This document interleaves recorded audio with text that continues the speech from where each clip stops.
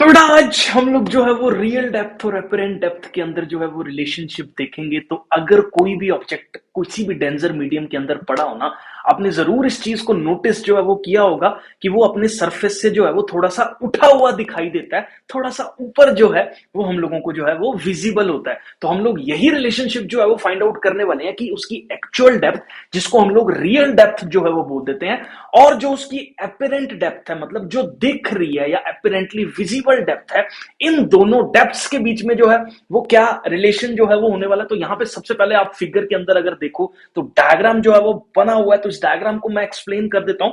तो मान लो ये पर्टिकुलर ओ पॉइंट पे जो है हम लोगों के पास कोई भी ऑब्जेक्ट जो है वो पड़ा हुआ है। तो अगर अपने को इमेज का फॉर्मेशन करना है ना बेटा जी, तो हमारे पास जो है एक चीज का आपको ध्यान देना होगा कि उस पर्टिकुलर ऑब्जेक्ट से दो रेज को जो है वो आप जो है वो पास करवाओ। तो दो रेज जब इसके अंदर से पास होंगी, तो मैं एक रे जो है वो इस तरह से पास करवा रहा हूं। तो सबसे पहले आप यहां पे ये देखो, this particular black line is the interface. Interface वो चीज होती है जो दो मीडियम्स को जो है वो सेपरेट करती है। मतलब जैसे फॉर एग्जांपल ऊपर मैंने एयर ले लिया और नीचे वाले मीडियम को जो है वो मैंने वाटर ले लिया, या नीचे वाला मीडियम हम लोगों के पास एक डेंजर मीडियम हो गया और ऊपर वाला मीडियम हम लोगों के पास एक रेयरर मीडियम जो है वो हो गया। तो अब ऊपर वाला डेंजर मीडियम, नीचे वाला डेंजर मीडियम है और ऊपर वाला रेयरर मीडियम है। इसी चीज को यूज करते हुए हम लोग यहाँ पे ये रेडिएशन जो है वो यहां से पास होगी। अब ये रेयरर टू डेंजर मीडियम से bend away from the normal होती है। जब भी कोई रेडिएशन डेंजर मीडियम से रेयरर मीडियम की तरफ फॉल करती है, तो that particular radiation moves bends away from the normal. तो अवे फ्रॉम द नॉर्मल जो है हम लोगों के पास यहाँ पे बेंडिंग होगी। तो ये रेडिएशन इस पॉइंट पे जो है वो इस तरीके से मुड़ेगी, बैक प्रोड्यूस इसको करेंगे तो इस पॉइंट पे जो है ये मीट करेगी। तो दूसरी रेडिएशन हम लोग कौन सी लेके जाने वाले हैं? दूसरी रेडिएशन हम लोग इस पर्टिकुलर ऑब्जेक्ट से बिल्कुल सीधी लेके जाने वाले हैं, perpendicular to the interface fall करेगी। आप अपने दिमाग में एक चीज बिठा लो कि अगर कोई radiation perpendicular to the interface या नॉर्मली जो है वो फॉल कर रही है किसी भी इंटरफेस के ऊपर, तो उस पर्टिकुलर रेडिएशन का जो एंगल ऑफ इंसिडेंस है that will be equal to 0 degree, और उस पर्टिकुलर का जो एंगल ऑफ रिफ्रैक्शन होगा that will also be equal to 0 degree. क्यों? क्योंकि रेडिएशन जो है वो नॉर्मली फॉल कर रही है, तो नॉर्मल के ऊपर फॉल कर रही है। अगर एंगल ऑफ इंसिडेंस हमारे पास 0 होगा तो एंगल ऑफ रिफ्रैक्शन भी हम लोगों के पास जो है वो 0 होगा। तो इसी चीज को ध्यान में रखते हुए हम लोग ये रेडिएशन को बिल्कुल सीधा पास कर देंगे बिना किसी बेंडिंग के, अगर रे जो है वो नॉर्मली उस जगह पे जो है वो फॉल कर रही है। तो आई होप आपको ये सारे कॉन्सेप्ट जो है वो क्लियर हो गए। तो यहां पे मैंने कैसे मेंशन कर रखा है, म्यू टू जो है वो म्यू वन से बड़ा है, mu two is the denser medium, और म्यू वन हम लोगों के पास जो है वो यहाँ पे रेयरर मीडियम का काम जो है वो कर रहा है। आई होप बेटा जी यहां तक जो है वो आप लोगों को क्लियर है। अब हम लोग जो है वो स्नेल्स लॉ को अप्लाई करेंगे। तो हम लोग यहाँ पे जो है वो अगर स्नेल्स लॉ को अप्लाई करें तो कौन से ट्राइंगल के अंदर हम लोग स्नेल्स लॉ लेने वाले हैं? तो सबसे पहले देखो, ये पर्टिकुलर एंगल ऑफ इंसिडेंस आई है और ये वाला जो है वो एंगल ऑफ रिफ्रैक्शन आर है। तो हम लोगों के पास स्नेल्स लॉ क्या बोलता है? Sine of I divided by sine of R that is equal to the refractive index of the medium जहां पे लाइट जा रही है, divided by refractive index of the medium जहां से लाइट आ रही है। तो यहाँ पे लाइट जो है वो म्यू वन मीडियम के अंदर जा रही है, तो उसका रिफ्रैक्टिव इंडेक्स हम लोग ऊपर लिखेंगे। जहां से लाइट जो है वो आ रही है which is mu two medium, उसका रिफ्रैक्टिव इंडेक्स हम लोग नीचे लिखते हैं। यही हम लोगों के पास जो है वो स्नेल्स लॉ होता है। अब अपने पास साइन आई और साइन आर की वैल्यू जो है वो अपने को निकालनी है। तो सबसे पहले मैं ये वाला ट्राइंगल ले रहा हूं। कौन सा ट्राइंगल ले रहा हूं? ओ ए पी। तो ध्यान से देखना बेटा जी, हम लोग बात कर रहे हैं ट्राइंगल ओ ए और पी की। ओ ए पी ट्राइंगल के अंदर अगर आप थोड़ा सा ध्यान से देखो तो ये पर्टिकुलर एंगल जो है वो आई के बराबर है। इसके सामने वाली साइड जो है ये परपेंडिकुलर होगी और ये वाली साइड जो है ये हाइपोटेन्यूज होगी। तो ओ ए पी ट्राइंगल के अंदर अगर मैं बात करूं किसकी, साइन ऑफ आई की, that is equal to perpendicular which is equal to AP divided by hypotenuse which is equal to हम लोगों के पास OA के बराबर जो है वो हो जाएगा। अब मैं दूसरा ट्राइंगल जो है वो ले रहा हूं विच इज API।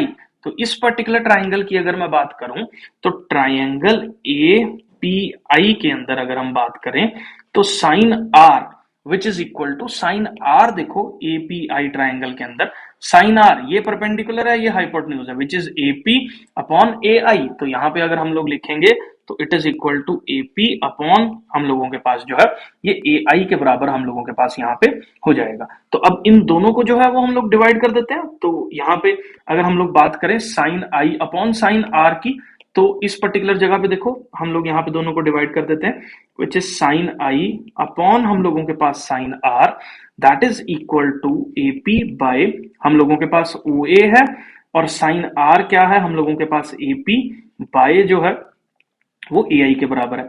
इसको थोड़ा सा और फर्दर सॉल्व कर लो तो ये हो जाएगा AP by O A multiplied by हम लोगों के पास ये हो जाएगा A I divided by AP जो है ये हम लोगों के पास हो जाएगा, क्योंकि ये उस ऊपर जाके रेसिप्रोकल हो जाएगा तो ए आई ऊपर आ गया और एपी जो है ये हम लोगों के पास नीचे आ गया। अब यहाँ पे एपी और एपी दोनों आपस में जो है वो कटने वाले हैं, तो यहाँ पे एपी और एपी मैंने जो है वो कट कर दिए, और हम लोगों के पास यहाँ पे साइन आई अपॉन साइन आर की वैल्यू देखो, यहाँ पे साइन आई अपॉन हम लोगों के पास क्या है साइन आर की value, that is equal to किसके बराबर होगी, ए आई बाय ओ ए के बराबर जो है ये हम लोगों के पास यहाँ पे हो जाएगी। आई होप बेटा जी यहां तक जो है वो क्लियर है। अब इसके अंदर ना एक एजम्पशन रहती है हम लोगों के पास, अब वो क्या एजम्पशन है मैं इस पर्टिकुलर जगह पे जो है उस पर्टिकुलर एजम्पशन को लिख रहा हूं। तो एजम्पशन हम लोगों के पास ये है कि जो ए पॉइंट है और जो पी पॉइंट है, these points are very close to each other, बहुत ज्यादा नजदीक है ये दोनों पॉइंट्स। तो बहुत ज्यादा नजदीक होने की वजह से हम लोग क्या करते हैं कि जो ये ओ ए वाली लेंथ है that is approximately equal to PO, मतलब ओ ए जो है वो पीओ के बराबर होता है। तो इस चीज को मैं यहाँ पे लिख देता हूं, तो OP is approximately equal to हम लोगों के पास यहाँ पे ओ ए के बराबर हो जाएगा। सिमिलरली अगर हम लोग देखें ए आई जो है वो पी आई के बराबर हो जाएगा। तो इसी पर्टिकुलर जगह पे जो हम लोगों के पास ए आई की वैल्यू है that is approximately equal to हम लोगों के पास पी आई के बराबर जो है वो हो जाएगी। तो आई होप यहां तक जो है वो क्लियर है।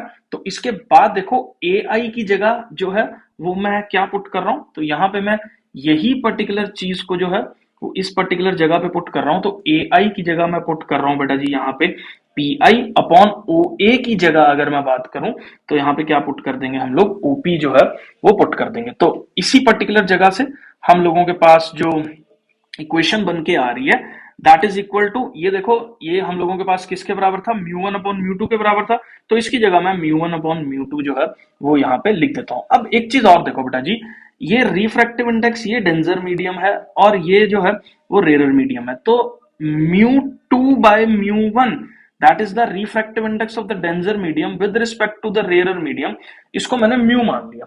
तो इसी मीडियम को अगर मैंने म्यू मान लिया तो ये मेरे पास जो है वो 1 बाय म्यू के बराबर हो गया। क्यों? क्योंकि हमारे पास कॉन्सेप्ट क्या बोलता है कि जो, या इसको अगर ऐसे नहीं पता चल रहा तो इसको हम लोग लिख सकते हैं refractive index of 2 with respect to 1 which is equal to mu 2 by mu 1। तो refractive index of the denser medium with respect to the rare medium, क्योंकि देखो रिफ्रैक्टिव इंडेक्स हम लोगों के पास एक रिलेटिव क्वांटिटी है, कंपैरिजन में जो है वो हम लोग लेके चलते हैं। तो refractive index of 2 with respect to 1 is mu 2 by mu 1 के बराबर हम लोगों के पास हो जाता है।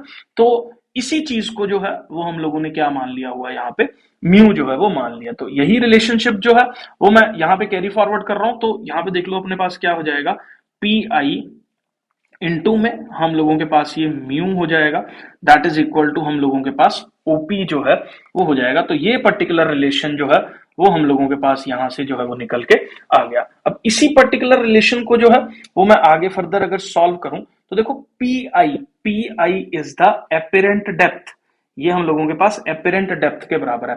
तो दैट इज हम लोगों के पास ये हो गया apparent depth H times mu that is equal to OP. ये बेटा जी जो हम लोगों के पास यहाँ पे ये ओपी है ना that is the actual depth या रियल डेप्थ जो है ये हम लोगों के पास यहाँ पे हो गया। तो हम लोगों के पास जो फॉर्मूला निकल के आया that is formula is the real depth, ये हम लोगों के पास क्या हो गया, रियल डेप्थ हो गया h डिवाइडेड बाय हम लोगों के पास क्या हो गया, this is the apparent depth. Apparent depth हम लोगों के पास क्या है, स्मॉल h है, it is equal to mu. तो यही रिलेशन हम लोगों को डिराइव करना था कि कोई भी लाइट अगर डेंजर मीडियम से रेयर मीडियम की तरफ आ रही है तो उस मीडियम की जो ऑब्जेक्ट की रियल डेप्थ है और जो उसकी एपिरेंट डेप्थ है that is actually equal to the refractive index of the denser medium which is mu with respect to the rare medium. तो refractive index of the denser medium with respect to rare medium के बराबर जो है ये relation हम लोगों के पास रहता है। होप बेटा जी ये क्लियर है। बाकी सारी डेरिवेशंस बहुत जल्दी मैं लेके आने वाला हूं। नोटिफिकेशन ऑन कर दीजिए, चैनल को सब्सक्राइब कर दीजिए और वीडियो को लाइक और शेयर करना बिल्कुल मत भूलिएगा। मिलते हैं बेटा जी नेक्स्ट वीडियो में।